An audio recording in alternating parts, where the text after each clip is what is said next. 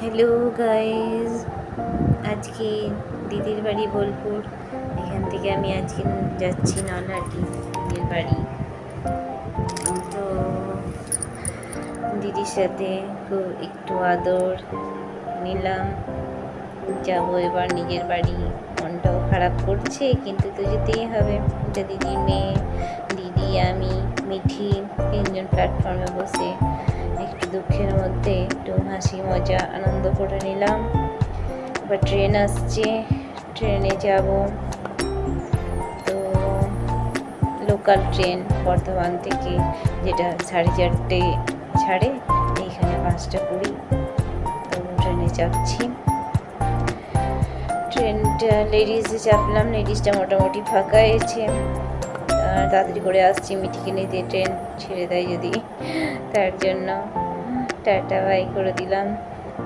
বসে যাচ্ছি, পুরোটা ফাঁকাই আছে, 2-1 জন আছে মেয়ে, বাস।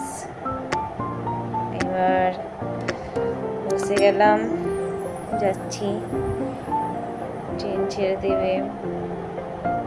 টাটা বাই করে দিলাম দিদিকে।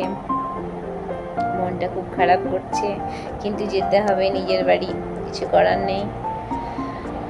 তো বাই বোলপুর।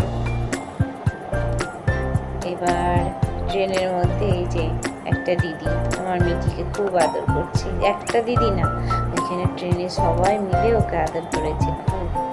আর ও না খুব খুশি, সবার আদর নিয়েছে, সবাই কত আশীর্বাদ করলো, ওর মাথায় হাত দিয়ে দেখুন এই দিদিটা কত আদর করলো। আমার খুব ভালো লাগলো, দুটো বাচ্চা মেয়েও আদর করলো। নলহাটিতে নেমে গেলাম 8:10-15 তখন। তো খুব ভালো লাগলো। টাটা বাই, আবার দেখা হবে।